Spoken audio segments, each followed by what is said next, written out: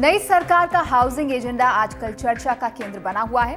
इस एजेंडे का एक खास पहलू ये है कि सरकार यूपीए सरकार की बड़ी योजना रही Jawaharlal Nehru national urban renewal mission को अब ठंडे बस्ते में डालने जा रही है।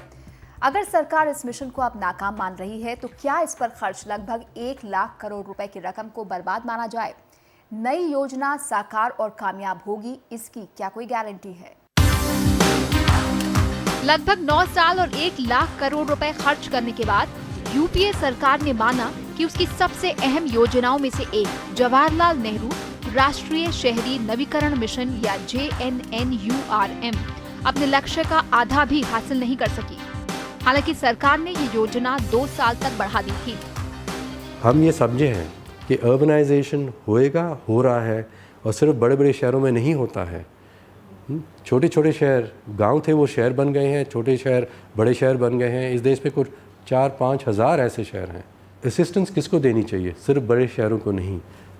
जिस शहर में लोग मिलकर एक्सपर्ट की असिस्टेंस लेकर प्लान बनाएं कि हम अपने शहर को ऐसे बढ़ाएंगे, पूरा सिस्टम सोचकर और गरीब आदमी की नीड्स की सेंटर रख के हम ये शहर को ऐसे इम्प्रूव करेंगे, तो ये शहर असिस्टेंस के लिए क्वालिफाई हो जाएगा। तब के प्रधानमंत्री मनमोहन सिंह को भेजी एक आधिकारिक समीक्षा जो अब मौजूदा प्रधानमंत्री को भेजी जा चुकी है, उसमें मिशन में कुछ बड़े बदलाव करने का प्रस्ताव है। जैसे शहरी सुधार सिर्फ बड़े शहरों तक सीमित न रहे, स्थानीय लोगों की हिस्सेदारी से हर शहर का अपना शहरी प्लान हो, शहरी प्रबंधन के लिए नगर निगम कर्मचारियों की क्षमता तैयार करना प्राथमिकता हो, केंद्र देश भर में इस बात के ऊपर सबसे ज्यादा ध्यान दे। इस समीक्षा में मिशन की नाकामी का अहम कारण भी बताया गया है। इसमें लिखा है कि इन बुनियादी बदलावों को या तो मंत्रालय लागू करने में असमर्थ हैं या ऐसा नहीं करना चाहते। 2 मंत्रालयों के बीच कार्य क्षेत्र को लेकर भी संघर्ष है। अधिकारी बदलते रहे हैं, लेकिन इन बुनियादी तब्दीलियों को लागू करने के लिए ना तो मुनासिब समझ होती है और ना ही चाहत। एनडीए सरकार शहरी सुधार और आधुनिकीकरण योजना को नए नाम के साथ लाना चाहती है, जिसकी प्राथमिकता 100 नए विश्व स्तरीय शहर बनाने की है।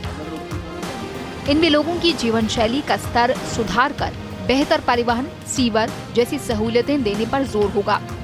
इसके लिए अगले 5 साल तक 1.5 लाख करोड़ रुपए दिए जा सकते हैं।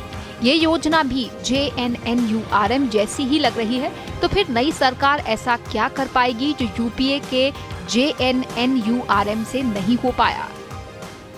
मैं उनको जरा ये कहना चाहूँगी कि साथ ही साथ ये भी कहें कि हम water and sanitation her city से, जिस तरह राजकोट ने बहुत पहले शुरू किया, जिस तरह सूरत ने किया, जिस तरह महाराष्ट्र के मलकापुर, अमरावती, छोटे छोटे शहरों में 24 घंटे पानी मिल रहा है, लोग पैसा दे रहे हैं, वो फाइनेंशियली वायबल है, तो वो हम क्यों नहीं बड़े शहरों में कर सकते?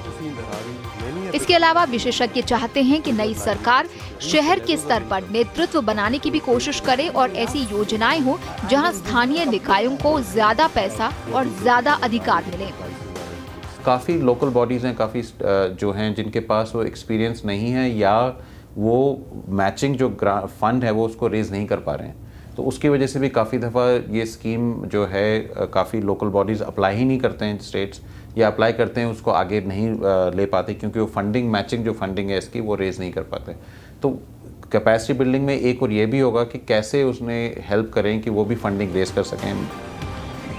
JNNURM के तहत 733 में से 65 शहरों को चुनकर उनकी सुविधाएं बढ़ाने पर 2005 से लेकर मार्च 2014 तक 1 लाख करोड़ रुपए से ज्यादा खर्च हुए, लेकिन फिर भी मिशन नाकाम रहा।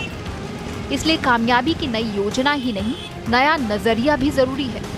नई दिल्ली से ओनितम ओझा की रिपोर्ट, NDTV के लिए। तो इस मुद्दे पर ज़्यादा चर्चा करने के लिए हमारे साथ स्टूडियो में मौजूद हैं खास मेहमान। डॉक्टर ईशर जज आलूवालिया हैं जो कि चेयरपर्सन हैं board of governors the Indian council for research on international economic relations, और जगन शाह हैं जो कि डायरेक्टर हैं और विजिटिंग फेलो हैं national institute of urban affairs के। आप दोनों का स्टूडियो में स्वागत है। मैम, आपसे पहले शुरुआत करना चाहेंगे, तो जो पुरानी गवर्नमेंट की ये जो पॉलिसी थी, ये जो नीति थी जिसमें काफ़ी पैसा खर्च हुआ, आप उसे कैसे आंकती हैं?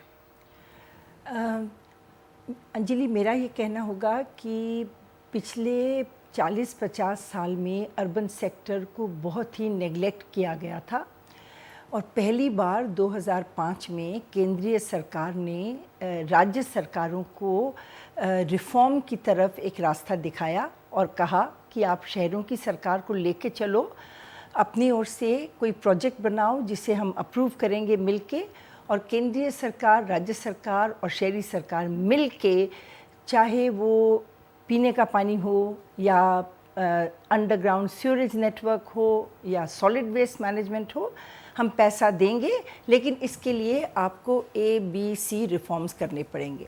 अब किसी भी मिशन जो उस तरह की हो, उसमें कुछ पॉजिटिव्स होंगे और कुछ जो कि वो सक्सेसफुल नहीं होगी।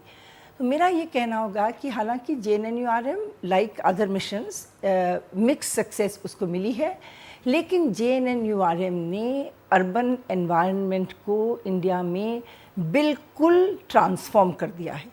तो I think it is a good thing, और उसकी जो असफलताओं को इम्प्रूव करके अब जो सरकार नई मिशन बनाएगी उसको आगे कैरी करना चाहिए।